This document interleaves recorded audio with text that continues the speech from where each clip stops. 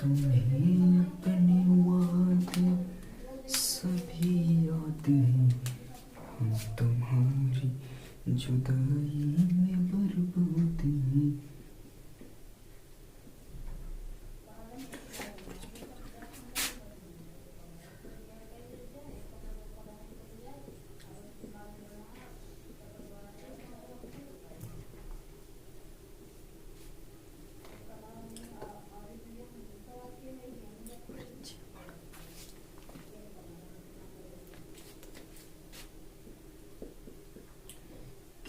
तुम्हें अपने वादे सभी याद हैं, हम तुम्हारी जुदाई में बर्बाद हैं। Hello friends, a warm welcome to all of you in my YouTube channel Akhilesh education centre. This is Akhilesh Kumar. आप सभी का स्वागत है हमारे YouTube channel Akhilesh education centre पर। दोस्तों, आज हम लोग स्टार्ट करने वाले हैं क्लास 12th में प्रिज्म द्वारा प्रकाश का अपवर्तन तथा परिक्षेपण। बहुत ही इम्पोर्टेंट टॉपिक है।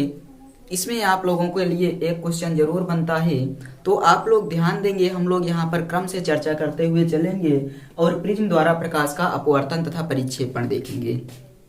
तो चलिए हम लोग बिना किसी देरी के इस सेशन की शुरुआत करते हैं और आप सब लोग को समझाने का प्रयास करते हैं कि प्रिज्म क्या होता है। ध्यान दीजिए, सबसे पहले हम लोग यहाँ पर देखेंगे प्रिज्म की परिभाषा कि जो प्रिज्म होता है ये क्या होता है। तो आप सबसे पहले एक फिगर देखिए, उसके माध्यम से हम लोग प्रिज्म को परिभाषित करेंगे। देखिए, ये दोनों अपने पास जो है ये हो गई अपवर्तक फलकें। अपवर्तक इस प्रकार लिखेंगे, अपवर्तक फलक, और ये भी हो गई अपनी अपवर्तक फलक। कितनी अपवर्तक फलकें हैं? तो दो अपवर्तक फलकें हैं और ये दोनों पारदर्शी हैं। परिभाषा हम इस प्रकार से बनाएंगे, ये दोनों कैसी हैं? पारदर्शी हैं, अपवर्तक फलकें हैं और एक कोण पर झुकी हुई हैं। कुछ इस प्रकार से परिभाषित किया जा सकता है। आप लोग यहाँ ध्यान देंगे कि जो ये फलकें हैं, यानी कि जो दो पृष्ठ लिए गए हैं ए बी और बी सी, ये कैसे हैं? पारदर्शी हैं, इसलिए हम इनको अपवर्तक फलक कहेंगे और ये एक विशेष कोण पर झुकी हुई होंगी। तो हम लोग क्या बोलेंगे? ध्यान दीजिए, यहाँ हम लोग परिभाषा लिखना प्रारंभ करते हैं कि प्रिज्म एक ऐसा समांग पारदर्शी माध्यम होता है। क्या लिखेंगे? प्रिज्म एक ऐसा समांग पारदर्शी माध्यम होता है। समांग पारदर्शी माध्यम होता है। इतना लिखने के बाद आप लोग क्या करेंगे कि प्रिज्म जो है वो एक समांग पारदर्शी माध्यम होता है जो किसी कोण पर झुके हुए, देखिए दो, यानी कि जो किसी कोण पर झुके हुए, कोण पर झुके हुए कितने अपवर्तक फलक हैं? दो अपवर्तक फलकों। कितने? एक और दो। ध्यान दीजिएगा, प्रिज्म एक ऐसा समांग पारदर्शी माध्यम होता है जो किसी कोण पर झुके हुए और दो अपवर्तक पृष्ठों से, दो अपवर्तक पृष्ठों से या अपवर्तक फलकों से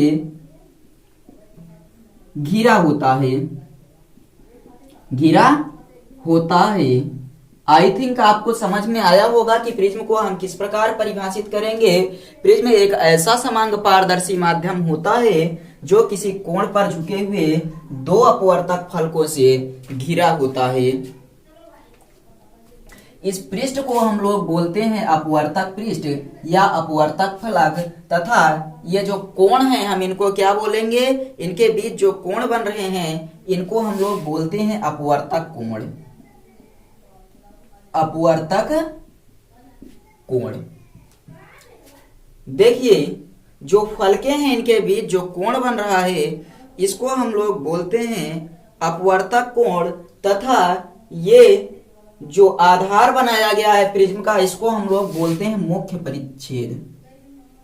मुख्य परिच्छेद, यानी कि जो दो अपवर्तक पृष्ठें जिस तीसरी अपवर्तक पृष्ठ जो तीसरी फलक पर टिकी हुई हैं उसको हम लोग मुख्य परिच्छेद बोलते हैं। तो प्रिज्म किन्हीं दो अपवर्तक फलकों से किसी विशेष कोण पर किसी कोण पर झुका हुआ क्या होता है, पारदर्शी और समान माध्यम होता है। अपवर्तक फलक जिन कोणों पर घिरे होते हैं यानी कि जिस कोण पर घिरे होते हैं उसे प्रिज्म कोण कहा जाता है। जिस कोण पर घिरे होते हैं उसे हम लोग प्रिज्म कोण कहते हैं और इन दोनों कोणों को अपवर्तक कोण कहते हैं। ये अपवर्तक पृष्ठ हो मुख्य परिच्छेद हो गया, अपवर्तक पृष्ठ या अपवर्तक फलक। आई थिंक आपको प्रिज्म की परिभाषा अच्छे ढंग से समझ में आ गई होगी। अब चलिए हम लोग यहाँ पर बात कर लेते हैं प्रिज्म द्वारा प्रकाश का विचलन तथा विचलन कोण। लिखेंगे हम लोग प्रिज्म द्वारा प्रकाश का विचलन तथा विचलन कोण। आप लोग साथ में नोट करते हुए चलेंगे। हम लोग पढ़ेंगे अब प्रिज्म द्वारा प्रकाश का विचलन तथा विचलन कोण। प्रिज्म द्वारा प्रकाश का विचलन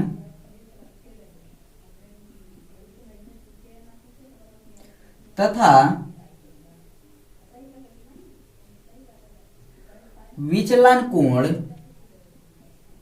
तो प्रिज्म द्वारा प्रकाश का विचलन तथा विचलन कोण, इस पर हम लोग चर्चा करते हैं। ये क्या होता है तो आप लोगों को बताया गया, यहां पर देखिए कुछ इस प्रकार से बताया गया कि ये अपने पास कोई प्रिज्म है जिसमें ए बी और सी बनाया गया है।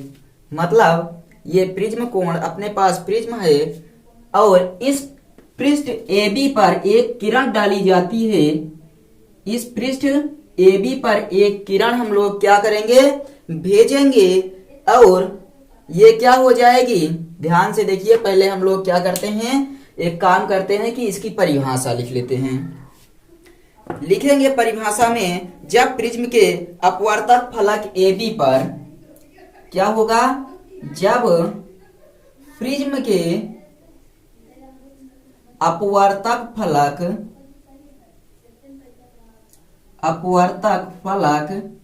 AB पर क्या हो रहा है, एक किरण आपतित हो रही है। तो हम लिखेंगे एक प्रकाश किरण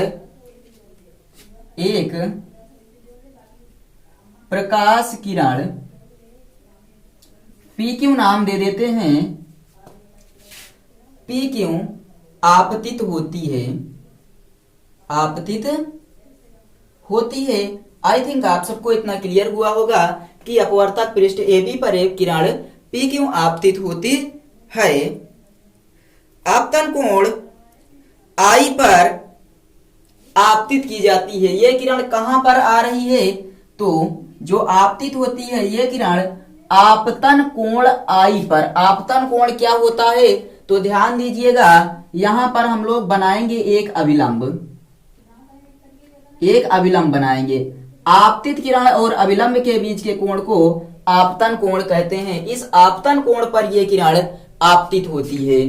प्रकाश किरण AB PQ आपतित होती है। AB पर PQ जो आपतित हो रही है उसके बीच जो कोण बन रहा है वो कोण I पर वो किरण आपतित हो रही है। इतना आप सबको समझ में आ गया होगा।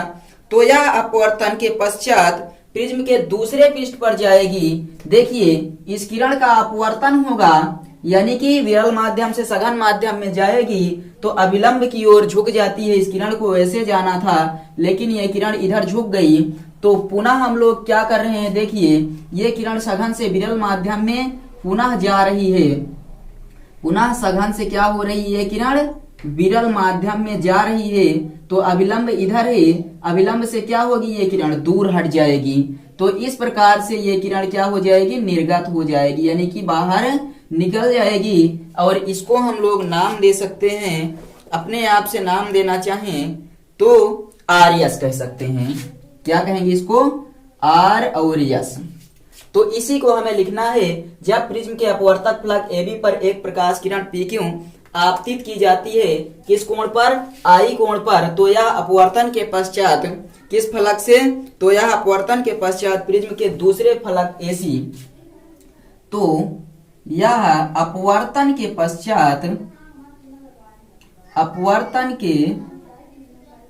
पश्चात दूसरे फलक, किस फलक से, दूसरे फलक नाम है AC से निकल जाती है। क्या हो रहा है, किस कोण पर निकल रही है, तो अपवर्तन कोण R पर ये किरण निकल जा रही है। और अपवर्तन कोण का क्या होता है, तो आप ये जो अभिलंब है और ये जो किरण है अपवर्तित किरण के बीच के कोण को आपतन कोण R कहते हैं। I कोण से ये किरण निर्गत होती है और R कोण से ये किरण बाहर की ओर निकल जाती है। या फिर इसको हम मान लेते हैं I से आपतित हो रही है और I डैश से ये किरण बाहर की ओर निकल जा रही है। I डैश से ये किरण बाहर की ओर निकल जा रही है। आपतित प्रकाश किरण ये जो है PQ, इसको हम लोग क्या करेंगे, अब पीछे की ओर बढ़ाएंगे और निर्गत प्रकाश किरण RS को भी हम लोग पीछे की ओर बढ़ाते हैं। देखिए इस PQ किरण को हम लोग बढ़ाते हैं अब आगे की ओर, इसको हम लोगों ने आगे की ओर बढ़ाया और इसको हम लोगों ने पीछे की ओर बढ़ाया। तो आप सब देख पा रहे होंगे यहाँ पर एक कोण बन रहा है। क्या बन रहा है, एक कोण। और वो जो कोण बन रहा है उस कोण को हम लोग नाम देते हैं, एक कोण पर काटती हुई प्रतीत होती है और इसी कोण को हम लोग कहते हैं विचलन कोण डेल्टा। इसी को हम लोग क्या बोलते हैं, विचलन कोण। आप लोग पुनः चित्र को ध्यान से देखते रहिए, सब कुछ समझ में आ जाएगा। कह रहा है प्रिज्म के अपवर्तक पृष्ठ AB पर एक किरण आपतित की जाती है, कोण I पर PQ किरण आपतित हो जाती है तथा अपवर्तन के पश्चात फलक AC से RS किरण I डैश कोण पर निर्गत होती है। किरण PQ और RS को हम लोग जब पीछे की ओर बढ़ाते हैं तो ये किरण एक कोण पर काटती हुई प्रतीत होती है, जिस कोण को हम लोग बोलते हैं विचलन कोण और इसे डेल्टा से प्रदर्शित करते हैं। इतना आई थिंक आप सबको समझ में आया होगा। और इसी प्रकार से आपको लिखना है और यह जो घटना है ये क्या कहलाएगी, ये पूरी घटना प्रकाश का विचलन कहलाती है। इस पूरी घटना को हम लोग बोलते हैं प्रकाश का विचलन। आप लोग किस प्रकार से लिखेंगे एक बार बोल दिया जा रहा है, ध्यान दीजिएगा। देखिए किसी प्रिज्म के पृष्ठ AB पर PQ किरण को कोण I पर आपतित किया जाता है तो अपवर्तन के पश्चात फलक AC से किरण RS कोण I डैश पर बाहर की ओर निकल जाती है। PQ किरण को आगे की ओर बढ़ाएंगे और RS को पीछे की ओर बढ़ाने पर ये किरणें एक दूसरे को जिस कोण पर काटती हैं उसे विचलन कोण कहते हैं तथा यह घटना प्रकाश का विचलन कहलाती है। इतना आप सबको समझ में आया होगा। जो विचलन कोण है वो आपतित किरण पर निर्भर करता है, यानी कि आपतन कोण पर निर्भर करता है। विचलन कोण आपतन कोण पर निर्भर करता है। विचलन कोण जो आपको बोला जा रहा है वो भी आप लोग लिखते हुए चलेंगे। आपतन कोण पर निर्भर करता है,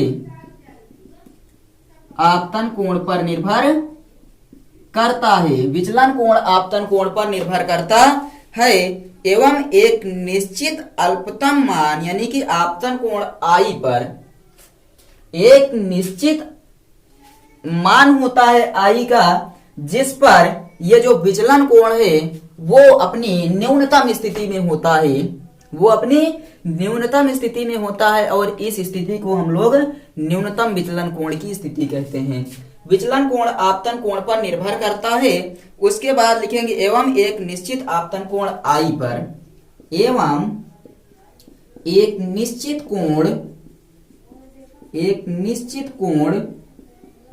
I पर विचलन कोण का मान न्यूनतम होता है। क्या लिखेंगे, विचलन कोण का मान या फिर विचलन कोण अपना न्यूनतम मान अर्जित करता है, न्यूनतम मान अर्जित करता है। देखिए विचलन कोण आपतन कोण पर निर्भर करता है एवं एक निश्चित I पर विचलन कोण अपना न्यूनतम मान अर्जित करता है और इस निश्चित जो आपतन कोण है, निश्चित आपतन कोण, यहाँ बीच में आप लोग आपतन लिख लेंगे। निश्चित आपतन कोण I पर विचलन कोण अपना न्यूनतम मान अर्जित करता है। जब ये अपना न्यूनतम मान अर्जित करता है जिसे हम लोग क्या बोलते हैं, न्यूनतम विचलन कोण डेल्टा एम कहते हैं, जिसे न्यूनतम विचलन कोण डेल एम कहा जाता है।